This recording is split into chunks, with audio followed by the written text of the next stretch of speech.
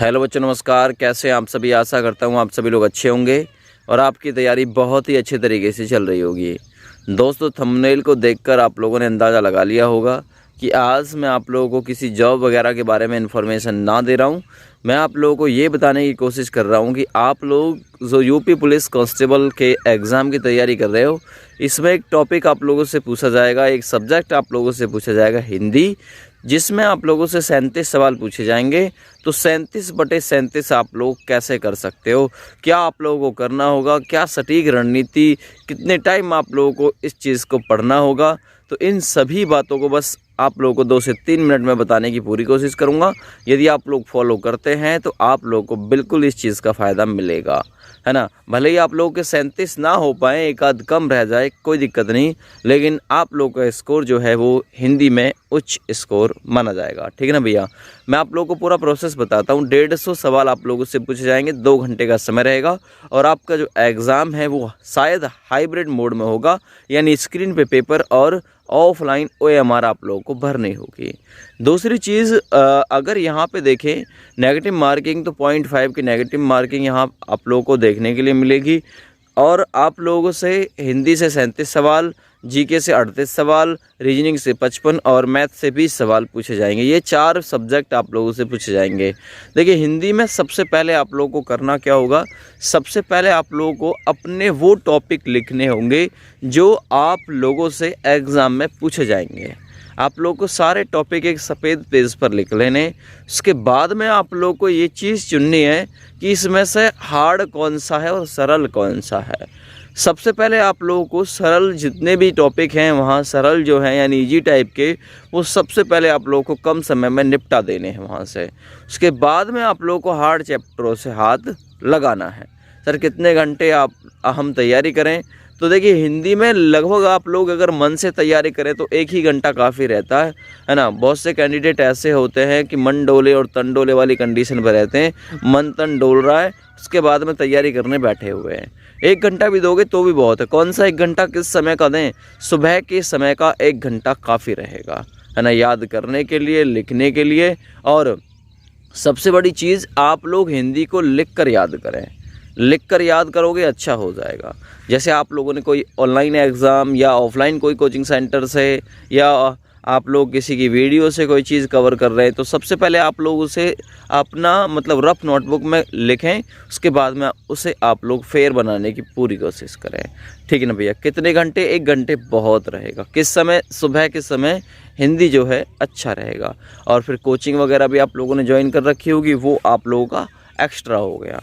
अच्छा, टेस्ट आप लोग प्रत्येक संडे में ज़रूर दें। हिंदी का 37 सवालों का टेस्ट आप लोग प्रत्येक संडे में ज़रूर दें। अगर पॉसिबल हो, आप लोगों की तैयारी अच्छी हो, हिंदी आप लोगों ने कवर कर ली हो कहीं से, तो आप लोग डेली वेज भी इसमें टेस्ट जो है वो दे सकते हैं।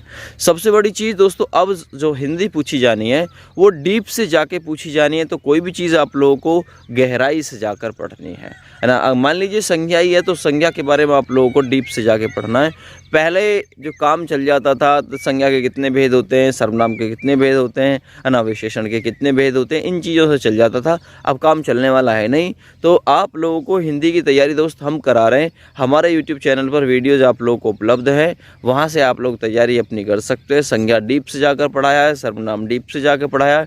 प्रत्येक एक्सरसाइज को डीप से पढ़ने की आवश्यकता है, क्योंकि यूपी पुलिस के साथ साथ में UPSI और जेल वार्डन की भर्ती भी आने वाली है। तो आप लोगों को जो भी चीज़ पढ़नी है ना, वो डीप से जाके पढ़नी है। ठीक है ना भैया, गहराई से जाके पढ़नी है। और एक चीज़, सटीक रणनीति बनानी है। ऐसा करना है जो हिंदी में आप लोगों को सटीक नंबर मिलें, अच्छे नंबर मिलें, और आप लोगों को समय भी इसमें जो है ज़्यादा खर्च नहीं करना है। ठीक है। पेपर का जो मतलब हल करने का तरीका है वो सबसे पहले आप लोगों से आना चाहिए। ठीक ना। सबसे पहले आप लोगों को इजी क्वेश्चन लपेटने हैं, चाहे आप लोग ऑफलाइन कोई एग्ज़ाम दे रहे हैं, चाहे कोई आप लोग ऑनलाइन एग्ज़ाम दे रहे हो।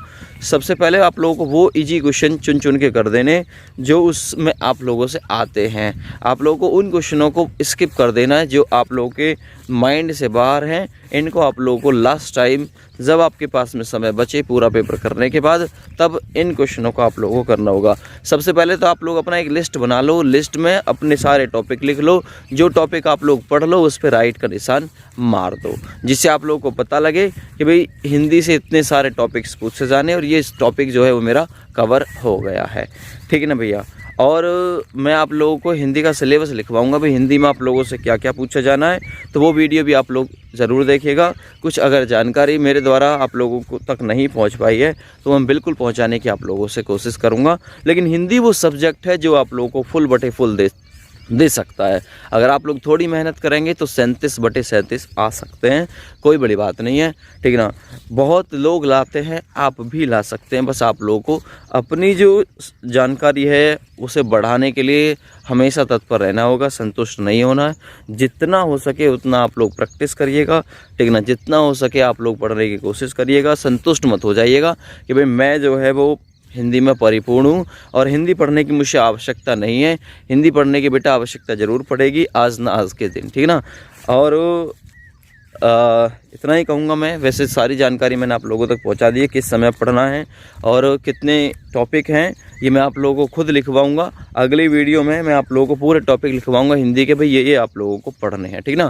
फिलहाल मैंने आप लोगों को बता दिया है कि 37 में से 37 आप लोग कैसे कर सकते हैं, कितने टाइम आप लोग पढ़ें। कम से कम 1 घंटा तो बिल्कुल पढ़ें प्रत्येक सब्जेक्ट को, है ना। लेकिन ऐसा पढ़ें शुद्ध बुद्ध खो के, उस 1 घंटे में आप लोगों का जो ध्यान है वो किसी और की तरफ नहीं होना चाहिए। केवल और केवल आप लोगों का जो दिमाग है, आप लोगों का जो ध्यान है वो केवल केंद्र की तरफ यानी पढ़ाई की तरफ होना ही चाहिए, ठीक ना। और कुछ जानकारी छूट गई मैं अगली वीडियो में आप लोगों को बिल्कुल समझाने की कोशिश करूँगा। जय हिंद।